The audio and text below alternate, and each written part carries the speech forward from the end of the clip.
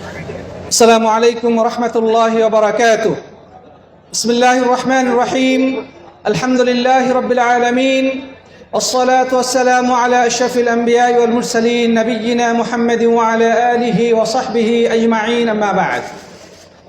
আল্লাহ সুবহানাহু ওয়া তাআলার দরবারে লাখো কোটি শুকরিয়া, যিনি আজকে আমাদেরকে মাহে রমজানের এই শেষ লগ্নে এসে রোজা অবস্থায় আল্লাহর দ্বীন সম্পর্কে কিছু কথা বলার এবং শোনার সুযোগ করে দিয়েছেন।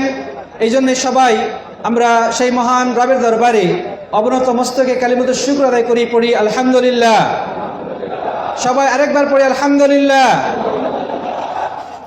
অতঃপর সালাত সালাম এবং অবারিত শান্তির ধারা বর্ষিত হোক প্রাণপ্রিয় নবী মুহাম্মদ রাসূলুল্লাহ সাল্লাল্লাহু আলাইহি ওয়াসাল্লামের প্রতি। আসুন আমরা প্রিয় নবীর প্রতি হৃদয়ের সবটুকু আবেগ, ভালোবাসা এবং উচ্ছ্বাস মিশিয়ে সালাত সালাম পেশ করি, পড়ি সাল্লাল্লাহু আলাইহি ওয়াসাল্লাম।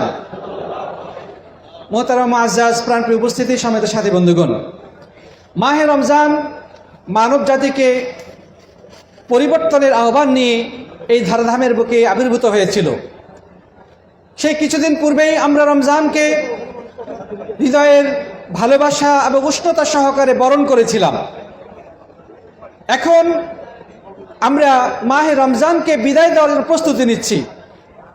আর হাতে গোনা মাত্র কয়েকটি দিন, তারপরেই বছরের শ্রেষ্ঠ এবং সবচেয়ে মহিমান্বিত এই মাসটির বিদায় ঘটবে, নতুন একটি চাঁদের আবির্ভাব ঘটবে। আমরা আগামী বছর আবার রমজান পাবো কি পাবো না এর নিশ্চয়তা আমাদের কাছে নেই। আমরা কেউ জানি না আগামী বছর রমজান পাবো কি না। প্রিয় বন্ধুগণ, কিন্তু সৌভাগ্যশালী তো সেই ব্যক্তি যে মাহে রমজানে রব্বুল আলামিনের পক্ষ থেকে যেই উপহার সামগ্রী মণিমুক্তা ছড়িয়ে রাখা হয়েছিল, যারা সেগুলো সংগ্রহ করে নিজেদের আমলনামাকে ভরে ফেলেছে, তারাই মূলত সৌভাগ্যবান। সৌভাগ্যবান তারা যারা অধিক পরিমাণ তওবা, ইস্তিগফার এবং সৎকর্মের মাধ্যমে তাদের গুনাহগুলোকে মোচন করিয়ে নিতে পেরেছে। সৌভাগ্যবান তারা যারা নিজেদের জীবনের পাপপঙ্কিলতা থেকে মুক্ত হয়ে তাওহীদ এবং সুন্নাহর আলোকিত রাজপথে ফিরে আসার জন্যে দৃঢ় সিদ্ধান্ত নিয়েছেন। সৌভাগ্যশালী তারা যারা আল্লাহর দ্বীনকে জীবনে ধারণ করে বাকি জীবন চলার জন্যে মনের মধ্যে দৃঢ় প্রত্যয় এবং ইচ্ছা ব্যক্ত করেছেন এবং সেই পথে হাঁটা শুরু করেছেন। আল্লাহ সুবহানাহু ওয়া তাআলা আমাদেরকে যেন সেই সকল সৌভাগ্যবানদের দলভুক্ত করেন, আমরা পড়ি আল্লাহুম্মা আমিন। প্রিয় সাথী বন্ধুগণ, আমাদের সামনে গুরুত্বপূর্ণ একটি কাজ বাকি রয়েছে, সেটি হচ্ছে ফিতরা আদায় করা। সেটি কি? ফিতরা আদায় করা। ফিতরা আদায় করার হুকুম কি, বা ফিতরা আদায় করলে কি ফায়দা রয়েছে, কি লাভ রয়েছে, সেই বিষয়টি আমাদের জানা দরকার।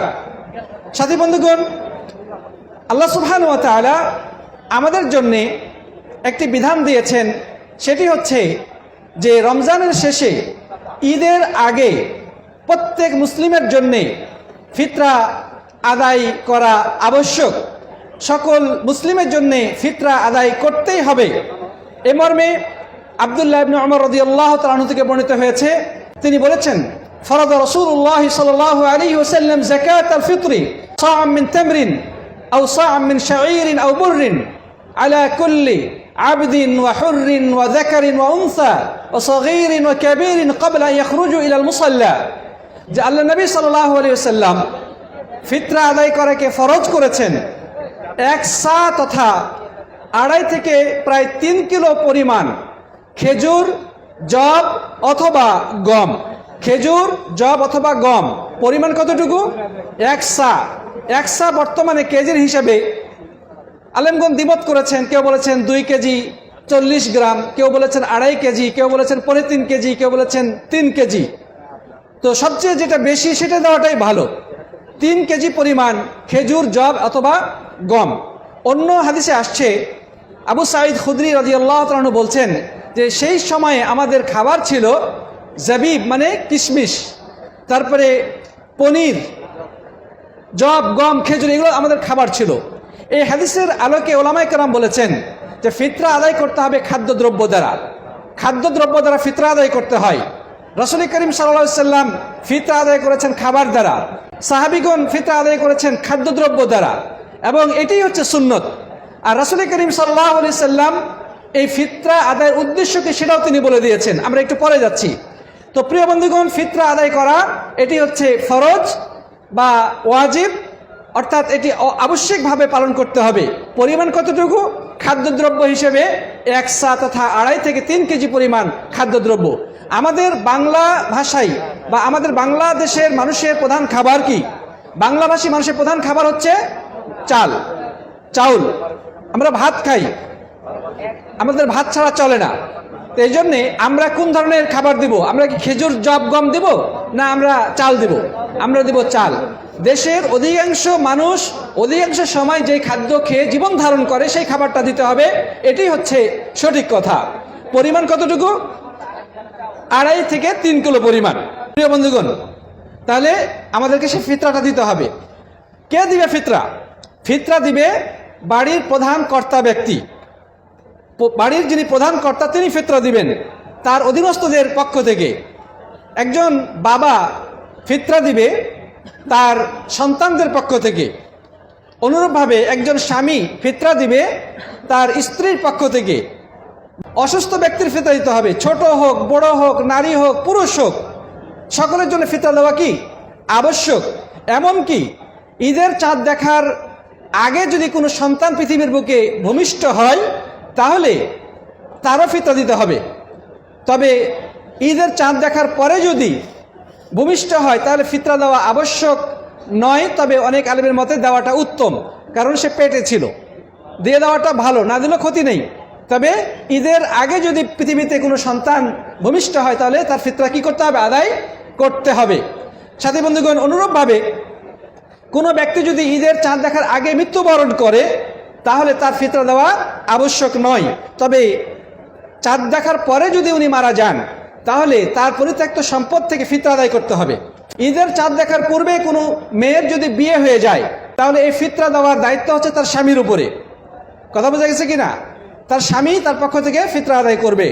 আর ঈদের চাঁদ দেখার পরে যদি তার বিয়ে হয় তাহলে তার ফিতরা দেবে তার বাবা, যেহেতু সে এতদিন বাবার আন্ডারেই ছিল। প্রিয় সাথী বন্ধুগণ, এই ফিতরা আদায় সকলের জন্য করতে হবে। এমনকি পাগল ব্যক্তি, তার জন্য ইসলামের বিধান প্রযোজ্য নয়, তার জন্য ফিতরা দিতে হবে। তার অভিভাবক বা তার যে দায়িত্বশীল ব্যক্তি আছে সে ফিতরা দিবে। কখন? ক্বাবলা ইয়াখরুজু ইলাল মুসাল্লা, ঈদের মাঠে যাওয়ার আগে। ঈদের মাঠেই যাওয়ার আগেই ফিতরাটা কি করতে হবে? আদায় করতে হবে। আব্দুল্লাহ ইবনে ওমর রাদিয়াল্লাহু তাআলা থেকে বর্ণিত হয়েছে যে তিনি ঈদের 1 দিন বা 2 দিন আগে যারা ফিতরা কালেকশন করে তাদেরকে তিনি জমা দিতেন। এই জন্য আলেমগণ বলেছেন যে 1 বা 2 দিন আগে যে ব্যক্তি ফিতরা কোনো ব্যক্তিকে দায়িত্বশীল হিসেবে দিয়ে দেয়, যে আপনার কাছে দিল আপনি বন্টন করবেন, এটা জায়েজ আছে। 2 বা 3 দিন আগে জায়েজ আছে। কেউ বলেছে 3 দিন আগেও জায়েজ আছে, এর আগে না।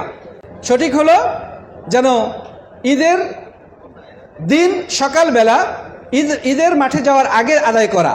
তবে প্রয়োজনবশত 1 দিন বা 2 দিন আগে দেওয়া জায়েজ রয়েছে, কারো মতে 3 দিন আগে দেওয়া জায়েজ রয়েছে।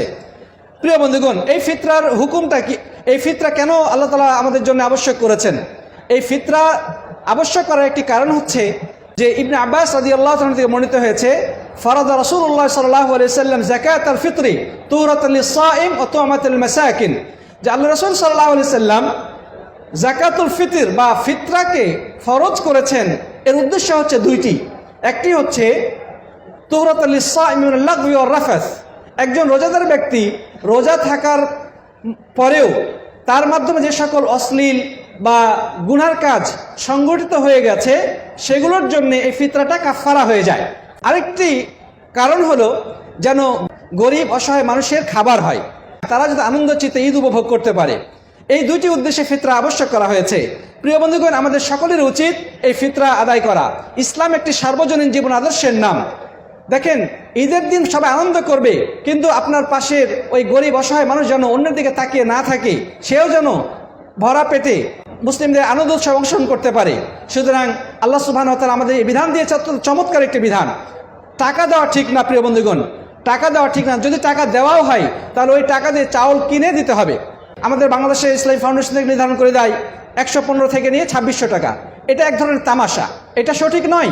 আল্লাহ নবী সাল্লাল্লাহু আলাইহি ওয়াসাল্লাম 1400 বছর আগে ফিক্সড করে দিয়েছেন ফিতরার পরিমাণ কতটুকু। সেটা হচ্ছে যেই খাবার আপনি খাবেন সেটা চাল বা আটা। আমাদের দেশে চাল খায়, চাল দিবেন 2.5 থেকে 3 কেজি। আর যারা রুটি খায়, যে দেশের মানুষ রুটি খায়, তারা আটা দিবে 2.5 থেকে 3 কেজি। প্রতি বছর নির্ধারণ করে বিষয় না, কোনো বোর্ড যেমন ফতোয়া বোর্ড, মাদ্রাসা, হুজুর, উমুক তুমুক, কে বলছে এত টাকা, কে বলছে অত টাকা, না। এই সমস্ত টাকার দিকে আমাদের যাওয়ার কোনো সুযোগ নাই। আমাদের যেটা হবে খাদ্যদ্রব্য দ্বারা। যদি বলেন যে খাদ্যদ্রব্য নিতে চায় না, খাদ্যদ্রব্য নেওয়ার বহু লোক আছে, 10-5 কেজি চাল দিয়ে আসেন, যে কোনো গরিব মানুষ নিয়ে নেবে। আল্লাহ তাআলা সবাইকে তৌফিক দান করেন, আল্লাহুম্মা আমিন। সময় সংক্ষিপ্ত, এই জন্য আমরা কথা লম্বা করতে পারছি না। আশা করি ফিতরা বিষয়টি আমরা বুঝতে পেরেছি। আল্লাহ তাআলা আমাদের সবাইকে এই ফিতরা সম্পর্কে জ্ঞান অর্জন করে তা বাস্তবায়ন করার তৌফিক দান করুন, আল্লাহুম্মা আমিন। আল্লাহ আমাদের সিয়াম, কিয়াম এবং দান সদকা ইত্যাদি সব কিছু কবুল করে নিয়ে পড়ি, আল্লাহুম্মা আমিন। সবাইকে অনেক অনেক মোবারকবাদ। জাযাকুমুল্লাহু খাইরান। সুবহানাকাল্লাহুম্মা বিহামদিকা আশহাদু আল্লা ইলাহা ইল্লা আনতা আস্তাগফিরুকা ওয়া আতুবু ইলাইক।